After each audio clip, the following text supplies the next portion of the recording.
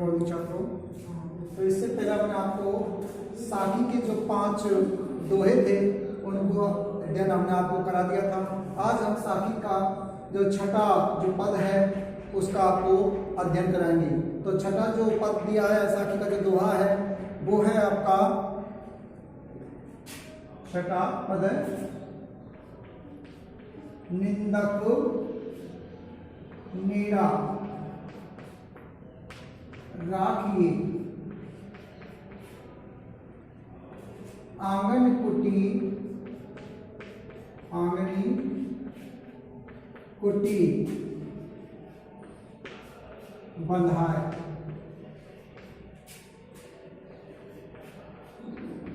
आंगन कुटी बंधाए बिन सावन पानी बिना। बिन सावन पानी बिना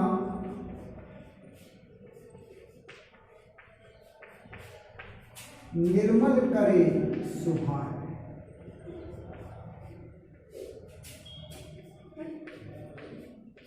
करे सुभाए। निर्मल शब्द को अशुद्ध मत समझना, क्योंकि कविता के अनुसार अशुद्ध शब्द हैं वो भी चलते हैं, लेकिन जब अर्थ किया जाता है तब उसको शुद्ध लिखा जाता है। सबसे पहले इसके अर्थ लिखते हैं। निंदक मान होता है निंदा करने वाला, करने वाला। मेरा मान होता है पास में या करीब। राखिए मान रखना। आंगनी मान होता है आंगन। कुटी मान कुटिया। बंधाए मान होता है बनवाकर।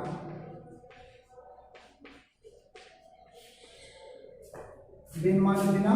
साबुन यानी साबुन।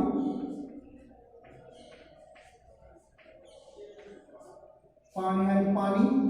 निर्मल माने होता है स्वच्छ या पवित्र, या पवित्र भी कह सकते हैं। करे माने करना होता है, और स्वभाव मान होता है स्वभाव या मन भी कह सकते हैं या चरित्र कह सकते हैं। ठीक है, तो सुनिए।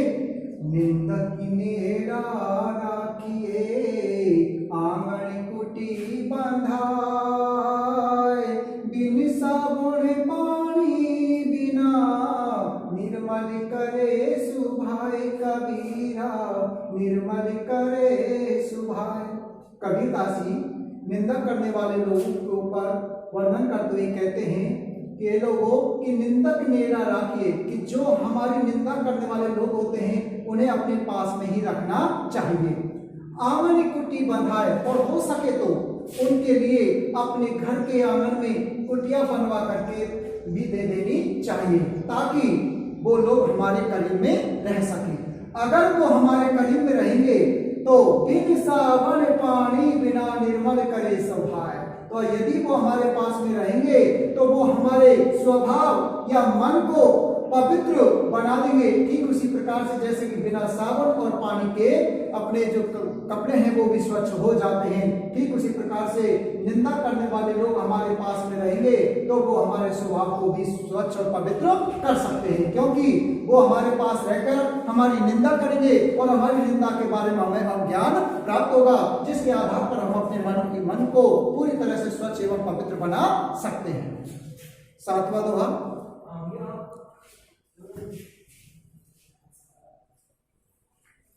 सातवां है, समझ में आ गया होगा। सातवां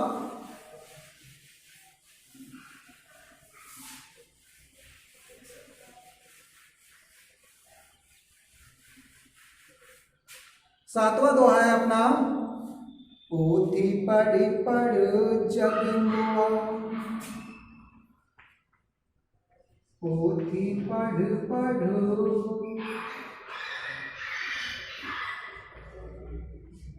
जगमुआ।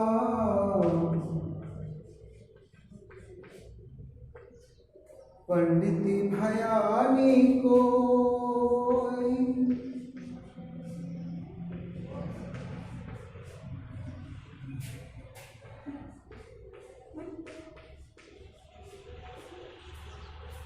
एक आशिर पीबू का।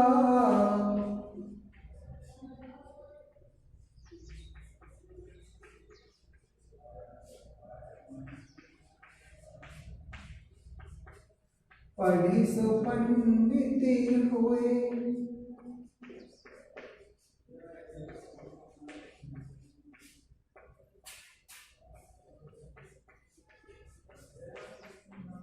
पहले क्या कहते हैं, पोथी मान होता है धार्मिक ग्रंथ या पुस्तक, धार्मिक ग्रंथ या पुस्तक कह सकते हैं। पढ़ मान होता है पढ़ करके। मोगा मान होता है मर गई, मर गई। पंडित मान होता है ज्ञानी। भया मान होना, कोई माने कोई। एक के मान होता है एक। आशिर मान होता है आखर या अक्षर कह सकते हैं इसको हम। तीन मान होता है प्रियतम परमात्मा। प्रियतम किसको कहा गया, तीन मान प्रियतम या परमात्मा। पढ़े माने पढ़ना, पंडित माने ज्ञानी। जो ऊपर दिखा दिया सो माने वह होता है वही, और हुए माने होना। हुआ हुआ लिख दो या होना। हाँ तो सुनिए, पोथी पढ़ जगी मुआ, पंडित भयानी को। एक आशिर पीबू का, पढ़े सो पंडित होए कबीरा, पढ़े सो पंडित होए। पोथी पढ़ माने जो आपका अलंकार है वो कौन सा हो जाएगा, अनुप्रास। अनुप्रास अलंकार है आपका क्यों है, क्योंकि पैवर्ग की इसमें आवृत्ति बार बार हो रही है तो उसे अधिक बार हो रही है। तो पोथी पढ़ जगी मुआ, पंडित भयानी को।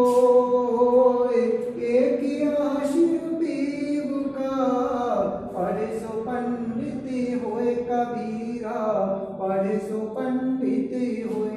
कबीरदास जी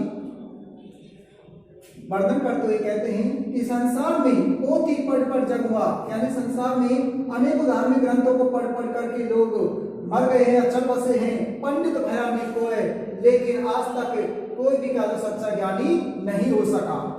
एक आशिर पीबू का, पढ़े सो पंडित हुए। पंडित यानी ज्ञानी वही होता है जिसने पर प्रियतम परमात्मा के एक अक्षर है, एक शब्द का भी ज्ञान प्राप्त कर लिया है। पढ़े सो पंडित होए, तो वही व्यक्ति सबसे बड़ा ज्ञानी माना जाता है। कहने का तात्पर्य है कि जो प्रियतम परमात्मा की भक्ति करता है और उसके ज्ञान से संबंधित एक शब्द के बारे में जान जाता है, तो वही व्यक्ति सबसे बड़ा पंडित होता है। बार बार तरह तरह की पुस्तकों को पढ़ देने से कभी कोई भी ज्ञानी नहीं बनता है, लेकिन जिसने प्रियतम परमात्मा का सच्चा ज्ञान प्राप्त कर लिया है वही सबसे बड़ा ज्ञानी है। आठवां,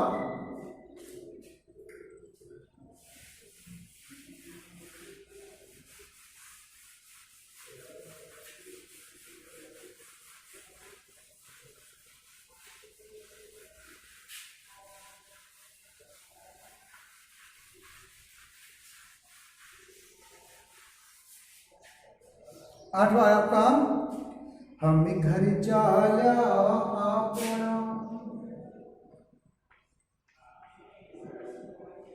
हम घर चाल्या अपना,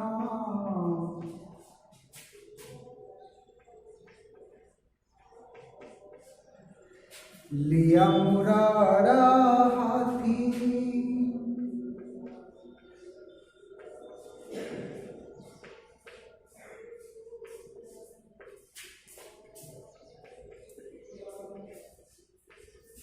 हाथी अब घर चालो ताश का,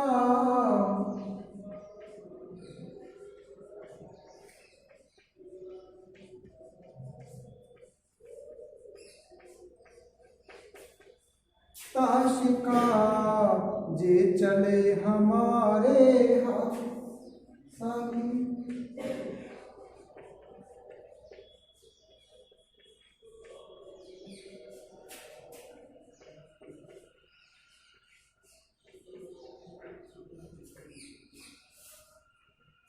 हाँ जी, तो सुनिए, मैंने कविता जी स्वयं के लिए बात कर रहे हैं। यहाँ पर जो घर शब्द है ये प्रतीकात्मक शब्द है, और घर किसके लिए आया है? सांसारिक विषय वासना के लिए। सांसारिक विषय वासना,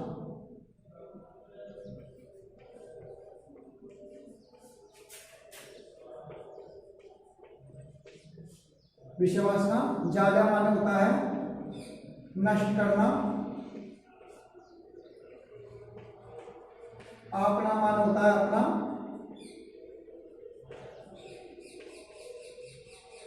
लिया मान लेना, मुरादा, ये सब आपका ईश्वर भक्ति या ज्ञान के लिए आया। ईश्वर भक्ति, और वैसे मुरादा, मुरादा जो शब्द है ईश्वर भक्ति के प्रतीक के रूप में, लेकिन होती क्या है? जलती हुई मशाल,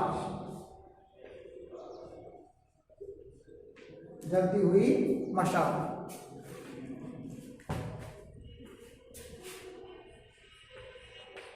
मशाल, ठीक है। हाथी मान होता है हाथ, घर वही क्या? तो सांसारिक विषय वासना, ज्यादा माने जलाना, ताश यानी उसका, ताश का यानी कि उसका, जे माने जो, चले मान चलना, हमारे साथी। तो सुनिए, हमने घर जाया रे आपिना, लिया मुराड़ा हाथी, अभी घर जानो ताश का, जे चले हमारे साथी, कबीरा जे चले हमारे साथी। तो यहाँ पर कबीरदास जी वो वर्णन करते हैं, कहते हैं कि मैंने ईश्वर भक्ति से जलती हुई जो मशाल है उसे अपने हाथ में ले लिया है, और मेरे घर यानी कि मेरे हृदय के अंदर जितनी भी सांसारिक विषय वासनाएं थी उन सबको मैंने जला करके नष्ट कर दिया है। अब घर जालो ताश का, जे चले हमारे साथी। लेकिन अब मैं उस जलती हुई मशाल अर्थात ईश्वर भक्ति को अपने साथ में लेकर के उन लोगों के घर को जलाने के लिए जा रहा हूं जो मेरे साथ में ईश्वर की भक्ति कर रहे हैं, और मैं उनके अंदर या उनके हृदय में जो समाहित जितनी भी विषय वासनाएं थी उन सबको भी मैं जला करके नष्ट कर दूंगा और उन्हें मैं अपने साथ में ले लूंगा। तो कबीरदास जी के ये 8 साखियां थी जिनको हमने एक एक करके आपको बताया था। अब आपका जो ये पहला पाठ है ये पूरी तरह समाप्त हो गया है। इसकी जो प्रश्नोत्तरों की जो पीडीएफ है वो आपके पास का वीडियो के माध्यम से भेज दी जाएगी। तो दोबारा से वो सुन लीजिए इसको। हम घर जालिया आपना, लिया मुरादा हाथी, अब घर जालो ताश का, जे चले हमारे साथी। कबीरदास जी कहते हैं कि मैंने अपने हाथ में जलती हुई मशाल अर्थात ईश्वर भक्ति को अपना लिया है। हम घर जालिया अपना, और उस ईश्वर भक्ति रूपी जो ज्ञान है उसके माध्यम से मेरे घर अर्थात मेरे हृदय के अंदर जितनी भी सांसारिक विषय वासनाएं थी उन सबको जला करके नष्ट कर दूंगा। अब मैंने उस ईश्वर भक्ति रूपी जो मशाल थी उसे हाथ में थाम करके अब मैं दूसरों के घर को भी जलाने चला हूं, अर्थात जिन दूसरे लोगों के हित में जो सांसारिक विषय वासनाएं थी उनको भी अब नष्ट कर दूंगा, और वो अपनी ईश्वर भक्ति के माध्यम से ही कर सकता हूं। तो ये 8 पद है, ये समाप्त हुए। आपके ये पहला अध्याय आपका समाप्त हुआ। धन्यवाद।